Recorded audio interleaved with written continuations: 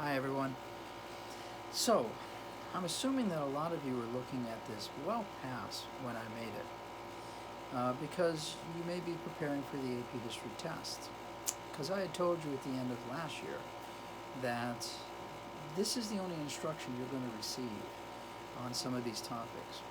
So, if you're preparing for the AP History test, I'm sure that Ms. Quinn or Mr. Nash, whoever's teaching you, is telling you that what's important is to identify historical principles and themes, um, themes that kind of override and tie together eras of history. And one of those themes in American history is political division. And that's really what today's lesson is about, even though we're focusing on the election of 1860. Now, to understand political division, you have to understand political parties, because they really are the expression of division. So let's go back quickly to the Constitution. Written in 1787, ratified in June of 1788. There's nothing in the Constitution about political parties, so where did they come from? Well, people argued about the Constitution, whether it should be ratified or not, and why. Those arguments led to the development of Federalists and Anti-Federalists in the essays they wrote. After we get the Constitution written, and we now have to implement this Constitution, after we get it ratified, we have to implement this Constitution. We now come into arguments about issues. How to develop a truly national economy. How to develop a true foreign policy. And that, again, led to differences about national banks and public credit and who to side with in foreign affairs. Those arguments led into political parties, not just political arguments. And the political parties are the Federalists, and they're really led by the intellectual giant Alexander Hamilton. They favor a strong central government and strong driven national economy, and sided with Britain in foreign affairs and some other things. And then you have the Democratic Republicans, who are really under the leadership of the intellectual giant Thomas Jefferson, and therefore minimize federal power, maintaining as much sovereignty as possible in the states, keeping power close to the people, and siding with France and encouraging their revolution. These arguments are consistently drawing people into two camps until by the time Washington retires and we have the election of 1796, we have two firmly established parties, the Federalists and the Democratic Republicans. A two-party system to channel our political divisions is the theme, and it's only interrupted a couple of times in the first 50 years of our history. 1820, the era of good feelings, the Federalist Party has died out. And so we have James Monroe, by this time being called a Republican, who runs and almost wins unanimously, because there is no other party. And then in after that, the Republican Party then divides again into the Democratic Republicans under Jackson and the more national Republicans under John Quincy Adams, which eventually becomes the Whigs, somehow. By 1832, we enter in a third party, the anti-Masons.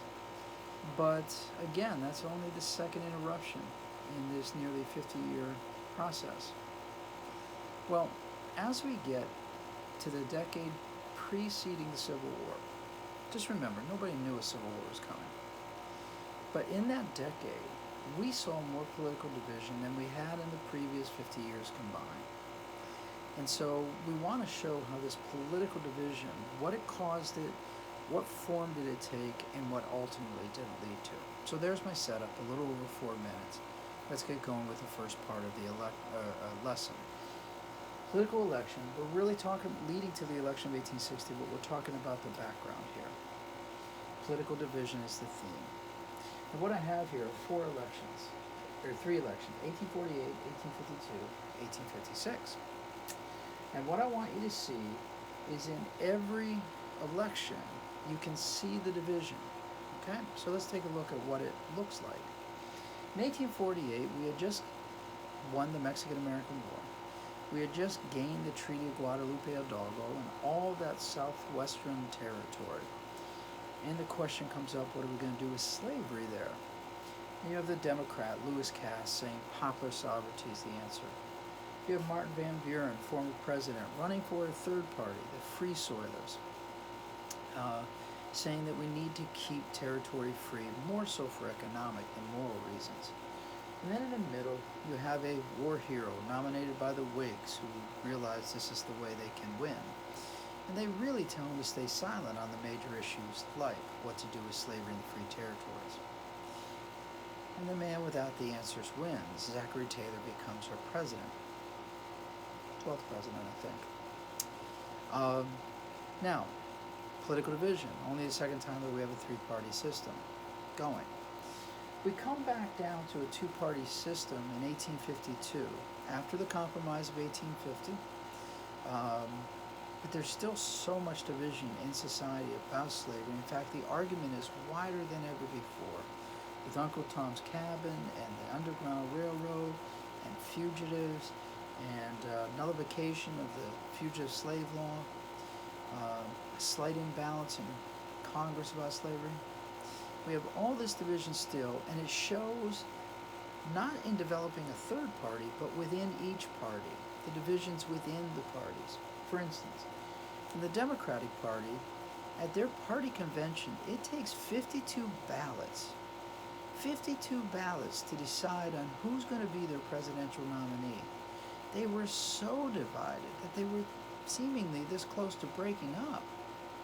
And they finally came down to this compromise candidate, a northerner who was not in opposition to slavery, open to slavery. And that northerner was Franklin Pierce from New Hampshire. He was a northerner, but he favored slave property rights from New Hampshire. The Whigs were also seeing great division. A good portion of the Whigs are sort of traditional Whigs. They want a war hero, and let's put it out there and see if we can win another one. And this war hero is Winfield Scott. But now there's developing conscience Whigs, people who are really troubled about this issue of slavery, and especially as it enters into new territory and expands.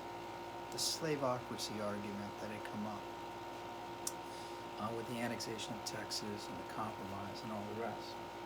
So each party has division. Now in this instance, Franklin Pierce wins. He becomes our 13th president because 12th president Zachary Taylor died. Millard Fillmore was his vice president. So, 12, 13, so Franklin Pierce will be 14th president. Sorry about that. Political division within the political parties.